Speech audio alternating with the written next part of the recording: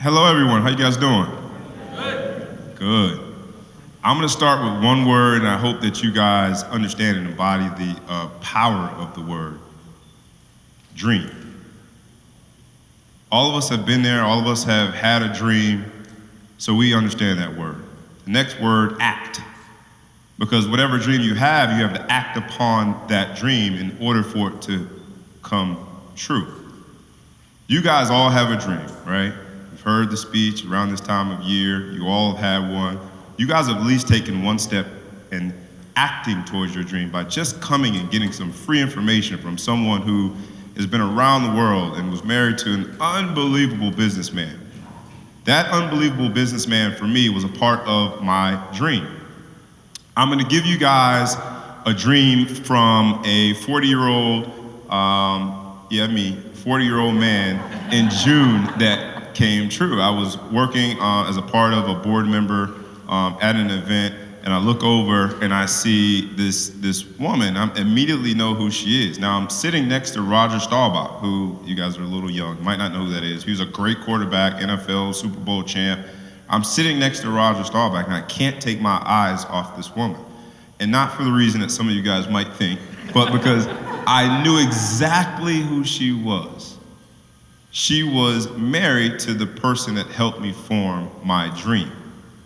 And she's sitting next to former Mayor Dinkins, and everyone's coming up after the event, going to meet Mayor Dinkins, and I go right to her and I say, hello, how are you? And she says, hey, you want to talk to Mayor Dinkins? I said, no, I want to talk to you.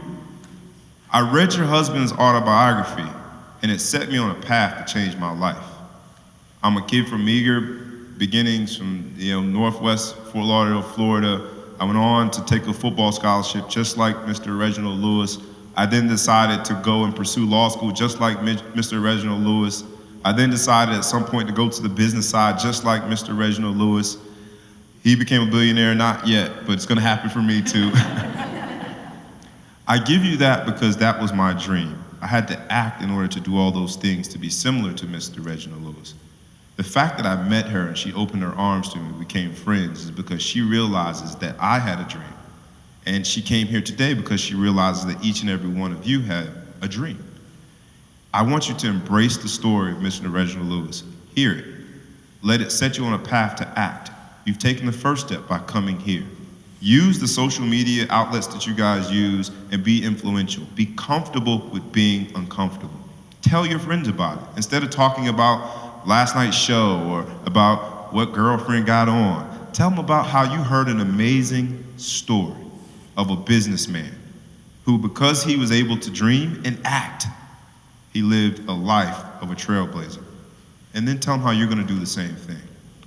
With that, I will allow you to hear an amazing, amazing, amazing story. I thank you guys all for coming. I hope you do become contagious. Tell your friends, tell your classmates, watch the documentary, because that's how getting information from someone that you consider an example is how your actions are going to connect you to your dream.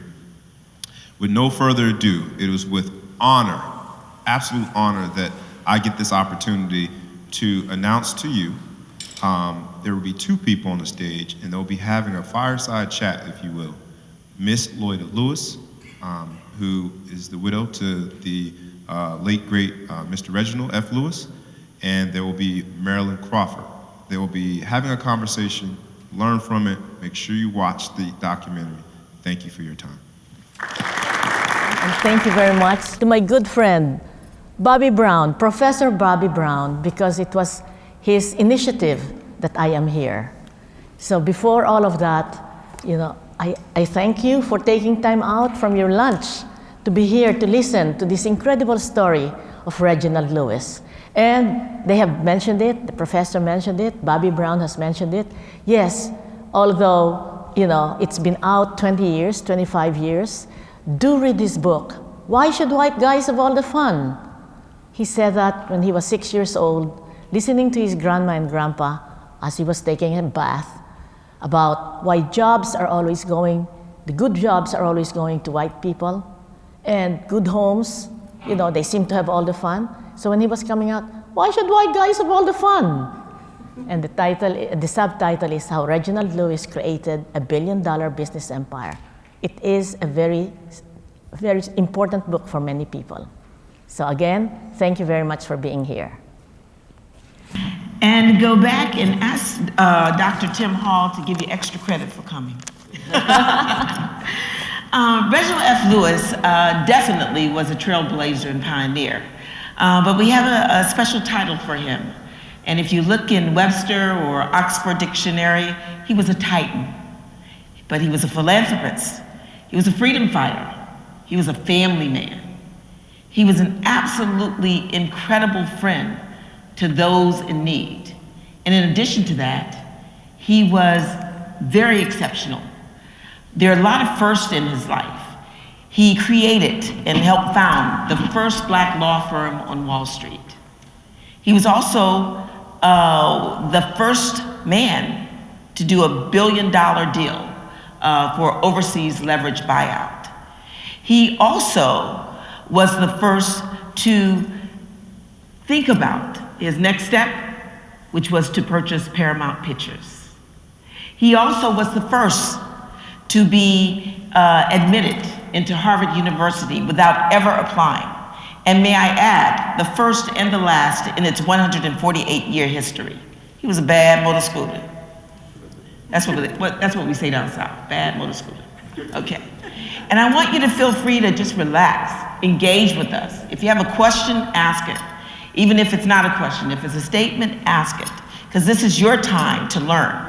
And what an important time it is, because I see you as the future Reginald F. Lewis's. Remember, from whence he came, Baltimore, Maryland. Whoever thought that this young black kid who created a paper route, and Mrs. Lewis will tell you more about how he sold it at an early age, but whoever thought that he would come to New York City, the Apple, and create, plan, coordinate, and execute $1 billion leverage overseas buyout that garnered him 64 companies in 31 countries, and then go on to pay down that debt, and within a short time period, do gross sales of $1.8 billion, 30 years ago. And today, who do we have? We have P. Diddy, we have Jay-Z, we have Bethany Frankel, we have DJ Khaled, we have Rihanna, we have Beyonce. But he did this 30 years ago. Cross socioeconomic backgrounds, cross cultural backgrounds, cross races, 30 years ago. Can you imagine? 30 years ago. We were just getting out of the Martin Luther King era. 30 years ago. So much to be grateful and thankful for and to learn from today. And so I wanted you, as young students, to be able to relate to Reginald F. Lewis. So what we created is called the Young Entrepreneurs Salute, a YES program. And if you go on our social networks, you'll see it. And we have all kinds of what they call assets and photos and et cetera. And what we did is we selected 30 of the top entrepreneurs of today and saluted them from the Reginald F. Lewis Foundation. And those are some of the names that I just shared with you earlier. But you'll see Jay-Z coming off his private plane with his entourage. And you'll see Reginald F. Lewis coming off his private plane with his entourage. You'll see Beyonce and Jay-Z being greeted by the President of the United States. But you'll see Mrs. Lewis and Mr. Lewis being greeted by the President of the United States. You get me? You feel me? I don't think you do. Yes. I'm very sad. Do you feel me? Okay. Well, tell me, talk to me. So the YES program is a way to get everyone to relate to 30 years ago. And you can do me a favor, you can do yourself a favor, you can do everyone in America and across the world a favor by sharing this information, tagging it, sending out to your friends, letting them know to watch the documentary coming up. Because that kind of subject matter is rare in America and on TV. We see the MTV videos, we see them talking about what color Kim Kardashian changed her lipstick to. There's a naked picture of her in the bed, excuse me, Dr. Hall. But we see all of that. But this is substance. This is something that's going to grow your mind, your body, your attitude, and your bank account. So to you I say, thank you again for allowing us to share the story. And I'll turn it over to the one who knows him better than anyone else, Mrs. Loida Nicholas Lewis.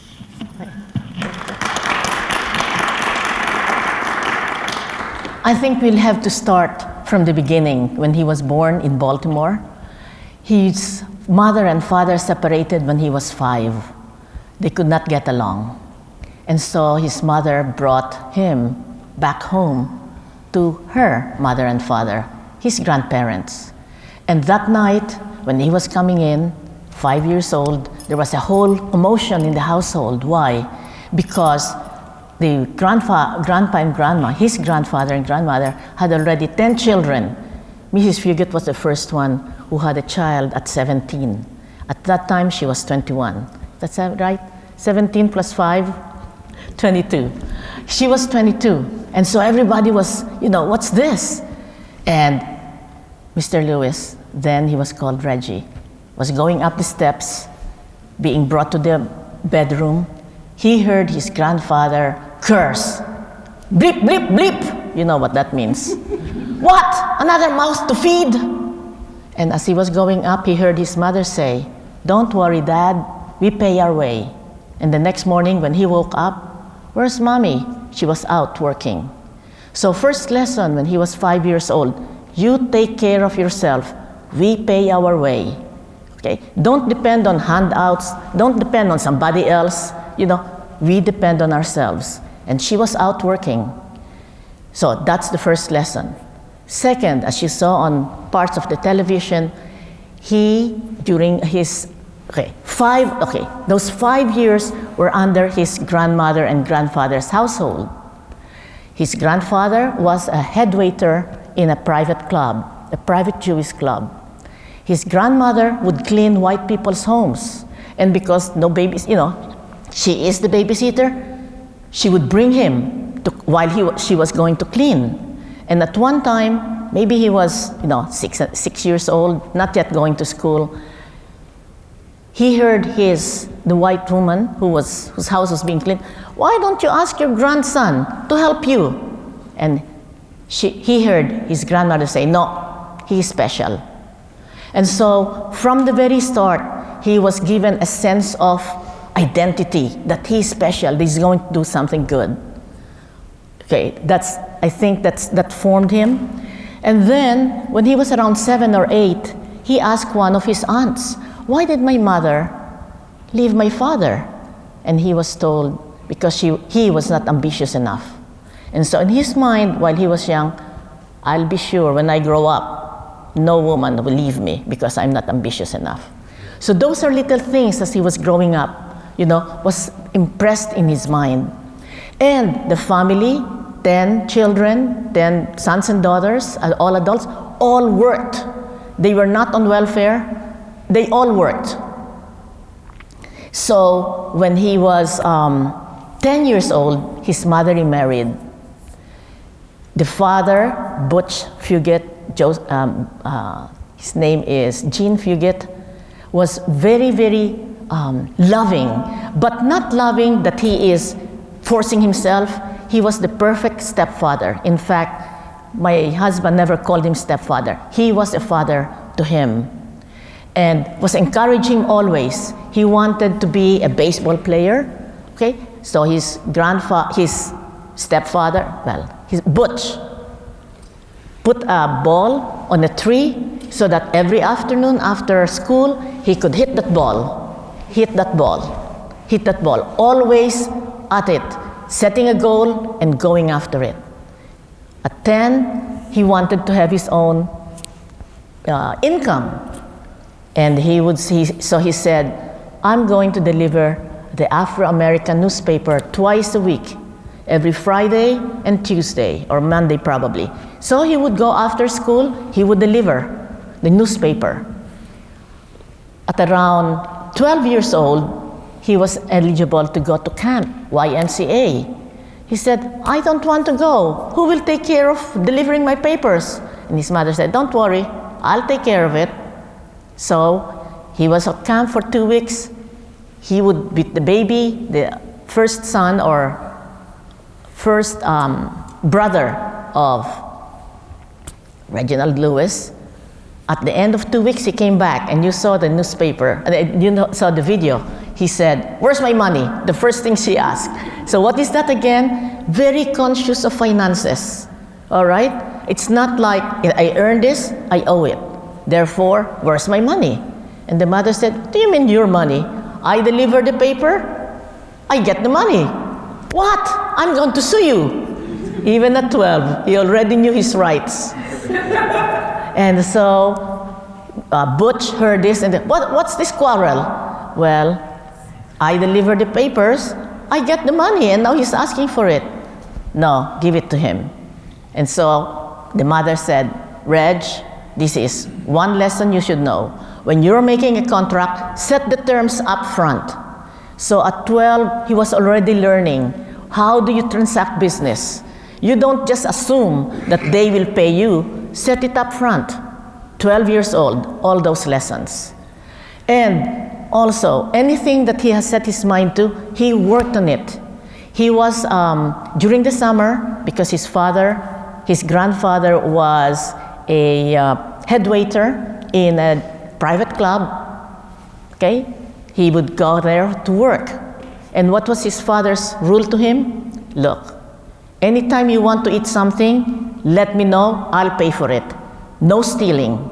In other words, very high code of ethics. No lying, no stealing, no cheating. And do your work.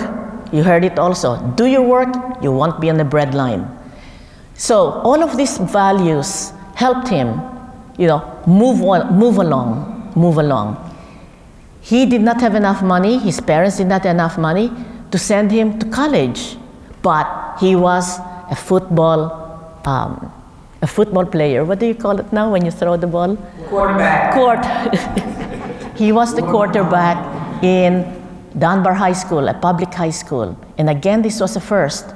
He worked his team so well because they were going to fight for the first time an integrated game between Polytechnic, which is all white, and Dunbar High School, which is all black. And so he worked his team very well. And one of his teammates who is still, I met him, Tiger Davis, said, "When Reggie look at us in our eyes, we know he means business and we have to perform." And so he was already a leader. You will rise to the level of expectation. So for your professors, for your parents, or for you yourself, set your standard high, because that's where you're supposed to go. And in that first game, they murdered their Polytechnic. Why? Because they worked hard. Mr. Lewis worked them hard. So all of these lessons are lessons that enabled him to move step by step. You always talk about $1 billion deal, but he said, "I'm not an overnight success." Okay? He worked these things. The most important is that he understood in order to be fighting in the arena of America, you've got to have credentials. And so in 1965, when the Rockefeller Foundation said, and Harvard Law School agreed, that if there are no African Americans in corporate America doing merger and acquisition, then the economic gap between the white and the black community will be farther away. And so in 1965, all African American colleges and universities, historically black colleges and universities were asked, send us your top 4 or 5 students to a summer program at Harvard Law School for 8 weeks so that they will be exposed to corporate law, they will be exposed to merger and acquisition, and things that normally a black lawyer do not go, which is, there were black lawyers, but they do domestic, nothing wrong with that, divorce law, criminal law, but the real money is in corporate law. And so, Mr. Lewis was not supposed to be accepted because he was already senior. It was open only to sophomore and junior so that they can go back and talk about it. But he knew he knew that Harvard Law School was his key to this corporate world. And he hounded the professor every day to say, look, this is what I have done. Look, my grades here have improved and everything. And so he was the last person, the fifth, allowed by Virginia State University to enter. And so he was at Harvard Law School. He said, in these 8 weeks, I will stand on my head. What does that mean? I will just study the lesson well. I am going to really participate well and be very, very alert and participating, that they will say, I'm good. And true enough, after 8 weeks, the professor, Frank Sanders, told him, Reg, if you want to enter the class of 68 at Harvard Law School, you're in. And that's why he's the only person in the entire history of Harvard Law School who was accepted without applying, without playing LSAT, and without paying the fee. Wow. Yes. A big hand for Reginald Lewis. So I'm just giving you that it was not, as he always said, there was a poem by Langston Hughes, Climbing a Crystal Stairs, okay? That he was not something that jumped off, suddenly $1 billion. He worked on it every day. He worked on it every year. He worked on it in every status in life. And so for you as students, okay, you don't know yet maybe where you're going to go, or maybe you do, okay? Just plan it, dream it, as Bobby Brown said, you dream. Because when I got married to him, we were in an apartment that's called Railroad in New York. Railroad means the bedroom, the entrance, the little room, and the bathroom are all one. And so he would take a shower while I'm cooking. I could see the bathroom where it is. And when he comes out after a long, long shower, he would shower maybe for an hour. He would come out and say, Loida, $1 million. And then, as we go on, maybe it's the third month, Loida, $3 million. When he comes out again, 5 million. It went all the way to 11 million, and then we changed our apartment, and I could not see him anymore. So what does that mean? Early on, he was already dreaming how to earn 1 million, 3 million, 5 million, up to 11 million. And sure enough, 20 years later, he did. So for all of you, yes, continue dreaming, but put steps on that. And don't be afraid of failure. Failure should be another name for success if you learn from it. Okay? And Mr. Lewis had several failures. In fact, he would always, castigate himself. Oh, I should not have said it. This is what I said, or this is what I did. And my part as his wife was to just eliminate that doubt. Why? Because it happened already. Why will that was so stupid. Why would I say that? He was already so hard on himself. So I would say, no, that was the right thing to do. He deserved it. Don't worry about it. And so for you, women and men, okay, if you have a partner, be supportive. Cherish him, cherish her. Lift her up when she is down, because you are a team together. And that's what I thought as his wife. We are a team. He's going for the stars, so I'll be behind him to help. Thank you.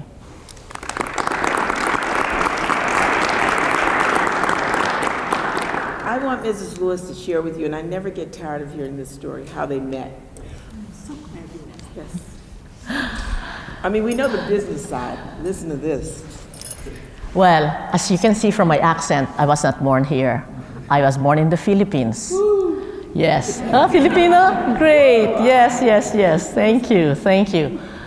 My father was a little bit like Mr. Lewis. He was orphaned when he was 11, and he was living, or his mother said, go with a rich uncle, which is customary when you go to the rich uncle so that you could continue your high school studies. And in his mind, he was going to be a lawyer. But because he was poor, he did not finish law. And so when he got married, he had 5 children. I was the first daughter. And he was the one who selected that I will be the lawyer. I said, why? Maybe I guess he saw I'm a little bit more talkative, aggressive, daring, So, okay. So when I passed the bar in the Philippines, he was so happy. He said, go around the world and then come back here, we'll start your career. What was his career for me? Again, his dream. He wanted to be a lawyer. He wanted to go to politics, so I will be the one. In fact, he already had it in his mind. So when I was 7 years old, he built up a movie house in our province named Loida Theater, so that when I run for public office, I already have name recognition. While I was in New York, so I arrived in September. My sister, who was studying at Columbia University, will graduate in May. So what will I do? Let me find a job. On Village Voice, Civil Rights Research Council. Civil rights, I like that. So I said, I am a law student, not a lawyer, because otherwise you're overqualified. No. And my boss was a Harvard Law graduate, African American. And so I said, well, I'll introduce my sister, Melly. My boss was fast. They were going out on the date that weekend. And so on Friday, he said, Loida, do you want a double date, your sister and me, and a classmate of mine and you? So I said, blind date, why not? Called up Reg Lewis. Reg, double date, blind date. And if you know any lawyer working as an associate in a big law firm, they work 12, 15, 16 hours a day, because as you work, so you are billed. Okay, they bill you per minute. No, I cannot go, sorry. And then Ray Glover said, oh, that's too bad, Reg. She comes from the Philippines. Wait, I've never dated an Oriental before. I'm coming. Again, for you, don't be afraid of new things. Okay. And that first date, you will say, did you fall in love? No, I'm not the kind. I don't fall in love easily. In fact, in my mind, I'm not getting married. I'm going to follow my father's ambition, go to politics, go all the way maybe to senator. But I must say, that first meeting, we talked nonstop. Okay? Whatever I said, he had something to say. Whatever he said, I have something to say. But there was one thing that impressed me. When I was going to talk about race relations, he was African American, he brushed it aside. I'm international. I'm international. In other words, don't deal with me as a black man, I am international. So in his mind, he's already out there, and sure enough, 20 years later, he was international. And that's how we met, on the blind date. It's interesting because I did a little research before we came here on Mercy. And Mercy was, founded on a spiritual base. And I was looking at your mission statement about innovation and motivated students and transforming lives. And the wonderful thing about it, as you greeted us here, is that it's not even about color. It's not about socioeconomic level. It's about what's in here. And your tenaciousness, which is your sign over here, and what you thrive for, what you strive for, how you thrive. So if you take away even one thing from Reginald F. Lewis today, take away that you make the difference. You make the difference. You have an opportunity to learn. It's an exceptional opportunity.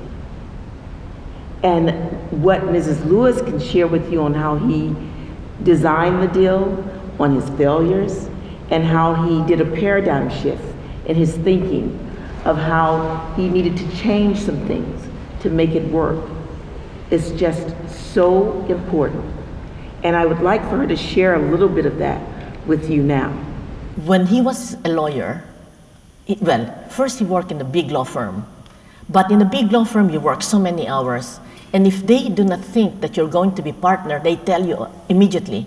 So in his second year, he was already told that they are, if he wants, he would have a teaching job in Connecticut that they have a contact with. So very low expectation for him. He said, no, thank you. He was going to establish his own law firm. And he was able to make an arrangement with a foundation to fund the law firm for 1 or 2 years as they build their business. And believe me, when that foundation, when the funding ended, so he was on his own, we would have very difficult time. I was already working with immigration. So our division of labor is, he takes care of the big stuff, I'll take care of the household. And sometimes I would write a check to pay for our pork chops, to pay for chicken in a butcher shop, and then I would be called, Mrs. Lewis, your check bounced, insufficient funds. So I would go again and either pay cash. In other words, there were hard times. Don't think that just because he reached the top, we did not have hard times. I had insufficient funds, checks this thick, because I would issue it and then it would, I never balanced my checkbook, okay? Don't follow me. Balance your checkbook. My point is that there were hard times during the beginning. He was very successful as a lawyer. We have a brownstone in Manhattan, our own home. We had a summer house in East Hampton. He was driving a Mercedes-Benz, but in his mind, this was not enough. Okay? He was going for merger and acquisition. And this is where I tell people, you're thinking of the billion-dollar deal? The first deal he wanted to buy, $3 million of Park sausages, failed. He had the money in his bag to turn over to the lawyer, and he was told, sorry, sold already. They did not believe that he could do it. Second failure was a group of, I think it is television station up in upstate Northeast, around 50. He was trying to get the money together, sold, another failure. The third failure was a furniture company in San Francisco, in California, for $8 million. He was able to get the financing together, and then on the day of closing, the money was in the bank to be transferred to the owner. The owner said to everybody, oh, I'm not going to work for you. You want me to keep 2 books, one for IRS and one for ourselves, which was a lie. And naturally, when Mr. Lewis heard it, curses, blip, what? You blip, blip, blip, blip, blip, blip, blip, blip, blip. You can see each one cursing the other. The deal fell. 18 months of work down the drain. And he said when he came home, he didn't tell me, but he wrote about it. He was very close to a nervous breakdown. But did that stop him? No. Did he say, oh, that failed because he was racist? It's true. For me, the white man who owned the furniture company didn't want to work for him, but he did not say racism, inefficiency of the lawyers in his law firm. He didn't point fingers to everyone. That's your fault. He pointed 3 fingers to himself. It's my fault. 3 times failure, I'm doing something wrong. And so how do you solve that? Look at all the successful people who have been doing leverage buyout. You know, Henry Kravis, Sir Jimmy Goldsmith, Ron Perelman. So he studied. He read all their books like a novel. And then he understood why he failed. He was doing everything himself. He was his own lawyer. His law firm was his own lawyer. He was his own investment banker to get the deal together. He was his own accountant looking at their books. So he was doing everything himself, and nobody was in his corner. And so the next deal that came along, McCall Pattern Company, for $22 million, he hired his old law firm, Paul Weiss. He hired Bear Stearns as investment banker, and he hired, I think it's Deloitte & Touche, so that they are all invested in him. And so for all of you, if you are ambitious, always establish ties, network, because you never know when you will know them. And that means you treat everybody with respect. Whether they are janitors, whether they are up high there, you treat them with respect and with dignity, because you never know when you need them. And that's how he did his first leverage buyout. 22 million, zero down payment. Well, not quite true. He had to give a down payment of $1 million. We are successful, but you don't accumulate $1 million. We may have a house in the Hamptons and all that. You have to sell it all to get 1 million. And how did he do it?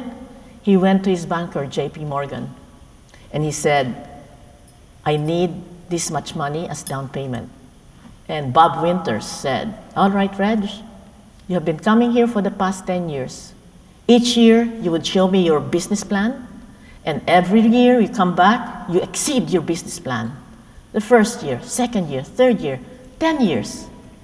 Because you have a track record of honesty, capability, integrity, and result, I'll lend it to you. But how will you pay me?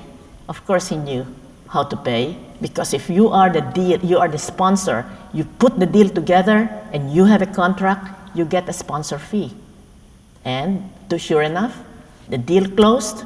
In 21 days, he paid back JP Morgan, whatever is owed. So again, lesson for you if you're in business, your contacts, you never know when you will need them. And have them, their calling cards, have a notebook, write down where you met them, because again, you cannot do it by yourself. You always need people around you. You always need those who will help you along the way if you want to be successful. To whom much is given, much is expected. Why don't you share with them the wonderful accomplishments and philanthropy that you've already given? Okay. When we got married on our first Christmas, I saw him write a check, just $10 for a church, St. Edward's. So he had a habit already of giving. And that came again from his family, his mother, his grandparents. They would always be expected to be helping other people. So when he was able to afford it, he gave Harvard Law School the largest donation of anyone in Harvard Law School's history, $3 million. They were very happy. They named Reginald F. Lewis International Law Center after him. So that's one. Second, before he died, he said, I want $5 million for an African American Museum of History and Culture. He died in 1993. In 2002, there was a newspaper item in Baltimore saying that the legislature of Maryland allocated $32 million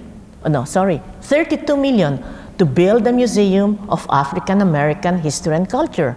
Same name that he wrote down.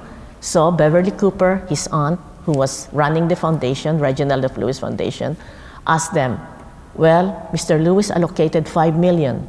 For that, what do we get? Well, for $5 million, we will name the museum after him. Even in death, a leverage buyout.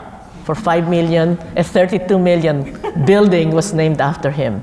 So we have continued his gift giving. We have given also to Virginia State University from his foundation, $1,500,000, and they named the College of Business after him. So what am I saying? For you, whether you say, I'll wait until successful, no. Give the habit of giving, because God is never outdone in generosity. In fact, according to Templeton, of Templeton Funds, the best investment is tithing. What does that mean? 10% of your income is not yours, it belongs to God. I have tried that myself. So I'm sharing that with you. Don't be afraid to give. Even if you have little, just 10%. Write it to your church, write it to your pastor, or write it to, something that you are interested in. Because whatever we have is 10% is not ours, belongs to God. I have a question for you myself, which is, he was in this world of firsts. He had the largest African-American owned company. He did the largest buyout. Did he feel the weight of history? Did he understand himself as a pioneer? And was he ever frightened about that? Was he excited about it? I'm just sort of interested in whatever he may have shared with you. He always says, performance. I'm not going to do this so that I will have my name on the paper. I have to do this because I have to do it. This is my goal. But what I am happy about is that in the last days of his life, when he was stricken with brain cancer, and we were watching the inauguration of President Clinton, 1993, and he said, I could have been a politician. And I said, no, darling, Bill Clinton had planned to be a politician from the start. You had planned to be in business, you had planned to be on the top of your game in corporate law, so you have gotten there. And he told me, he nodded his head and said, yes, it's been quite a ride, and I disprove a lie. For me, what does that mean? That at the back of his mind, he wanted to disprove the lie that a person of color, a black man, cannot go to the very top of corporate America. And so your question, was he thinking of this and that? It wasn't really to put a name to be first here, first there. But at the back of his mind, it is to fight against racism and to show the whole world that if you are given the opportunity, if you have a dream, you can accomplish it in America. I said he was a quarterback, so he received a full scholarship at Virginia State University in Petersburg, Virginia. But on the first year, somebody hit him on the shoulder and he could not play football anymore. And so he said, okay, no more scholarship, I'm going to shift to academics and I will work full-time. Full-time meaning to say he studied Monday, Wednesday, Friday, Tuesday, Thursday, Saturday, and Sunday, he's out working. He became a manager of a bowling alley. In another year, he was a manager, he was helping a photographer go get the contract in elementary school, high school, where the photographer will take pictures, the parents will pay, and so he was the salesman. He was so good that the photographer offered him partnership, but he said, no, I have other dreams for myself. So he was able to finish liberal arts, major in political science and in economics in 4 years, because he was very careful that every year he passed and that every year his tuition is paid. He always was a family man, but it didn't mean that he did not go out and hustle. As a lawyer, you have to hustle. So he was out many times. He was out, going to meetings, going to parties, going to a bar, hustling. But at the same time, he also knew that family is important.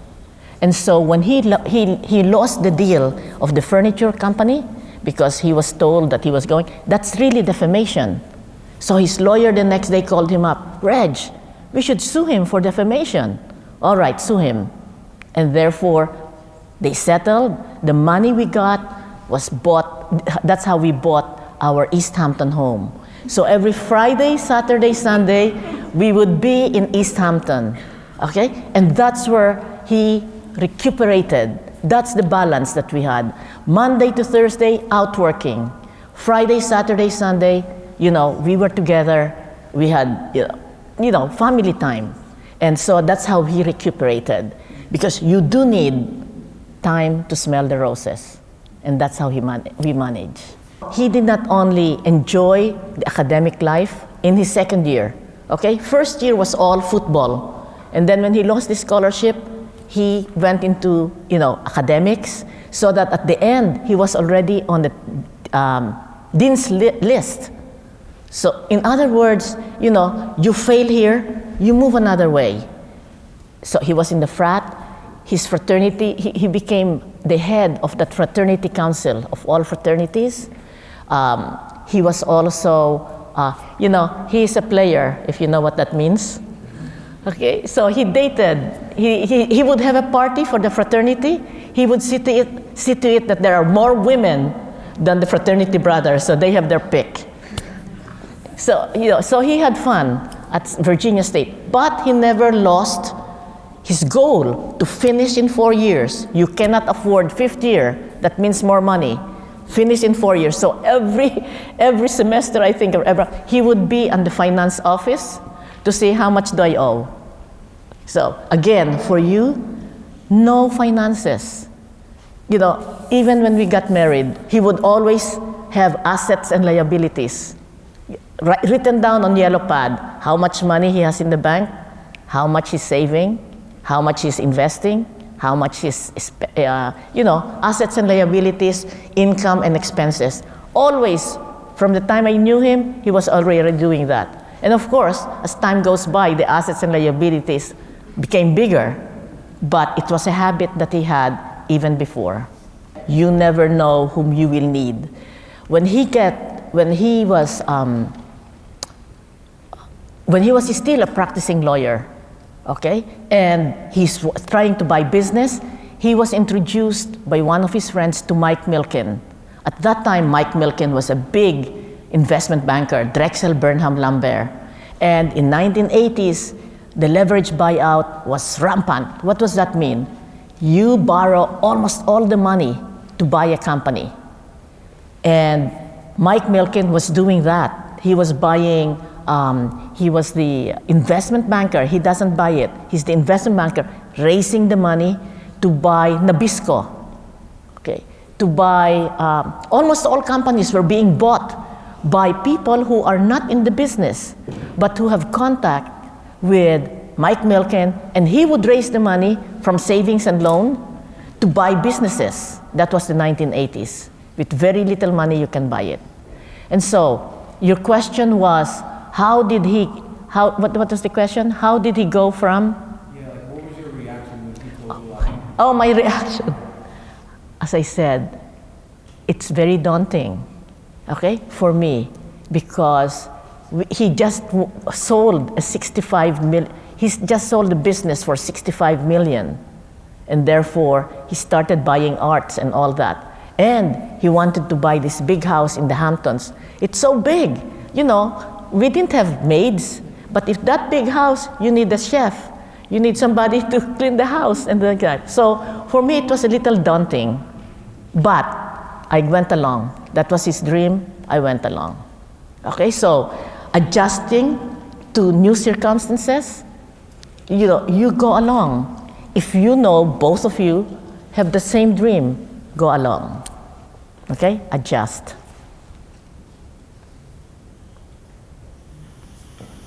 Okay, I have another question. The dean of our business school is fond of telling all of our students to begin with the end in mind. And I'm sure when you hear his story, there are many dreams in this room of following the path he took and becoming a billion-dollar entrepreneur. And yet in the world today, for instance, many startups fail. So there's a certain tension between what you might want and how you get there. I wonder if you have any advice for our students about just how you plot the path forward when you do have the end in mind. All right. He said, don't start a business, buy one. Why? Because 90% of startups fail. So why are you going to put yourself in the 10%? How sure are you that you will not be part of the 90% that fail? You buy a business, and whatever business it is, you must have a plan to make it better. His first business that he succeeded was McCall Pattern Company. Do women still sew? No. The sales of McCall Pattern Company was going down. But in his mind, he knew how to make it efficient and more successful. And indeed, he asked, McCall pattern is paper. What do you do with paper? Greeting cards. So he started a greeting card segment, and very successful because paper is 1 cent, and you sell a greeting card for $3. What else? It's paper. What do you do with paper? Print something. And sewing is dresses. How about knitting? So they started another line of business where you print how to knit, or knitting patterns. And McCall Pattern Company had the most successful, profitable year in its 113 years of history. So what do I tell you? Start small. Start on something that's already there. If you're going to start a business, look at other businesses that is out there that you're interested in, and maybe be employed there to learn the business. And who knows, after maybe 5 years, the owner is 65 years old, he might sell you the business on credit. So I'm saying don't start a business. If you want to, do that. But 10% fail, so why will you go there? Look for a business that you like, and that's where you start. And then learn from your banker how to borrow money. They said there are 5 C's: character, capacity, capability. I don't know the other 2. But when you have a bank, get to know who it is. Get to know the business section of that bank, because it's your credibility when you're ready to go into business, when they lend you money. That's the hardest thing, how to raise money to buy a business. Did I answer your question? Yes, you did. Thank you. So the times are up there. We have a precious few more minutes of Mrs. Lewis's time, and some food for everybody in the back of the room. Marilyn, thank you. Thank you, thank you. Loida, thank you so much. Okay. May I just say the 3 things, the Yes. secret of success? Okay, I'm always asked. So this is my own. Mr. Lewis, I have told you, keep going, not and all that. But I tell the young people, there are 3 secrets of success. First is goal setting. Bobby had already said it. Professor Brown had said it. Dream, goal, set your goal. For this year, what's your goal from February to December? What's your goal? And that's, your goal personally, your goal physically, your health, your goal financially, how much money do you want to earn, and your goal spiritually, your connection to God. Set your goal. The second one is obedience to a code of ethics. Do what's right. Don't do what's wrong, because within you, you know what's right and what's wrong. Why? Because if you do a shortcut, because it's convenient, or you break some rules, nobody knows, eventually it will catch up on you. And what was so easy will become hard. And what was so hard, because you're following the rules, you're following the law, you're paying your income tax, it will eventually become easy. So obey a code of ethics. And the last one is determination. Determination to get there where you have planned.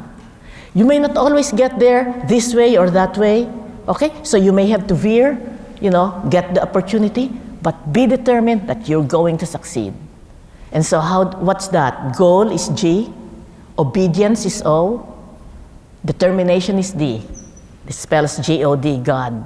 Why? Because I believe with God, everything is possible. With God, nothing is impossible. And I have my own life to prove that. Thank you.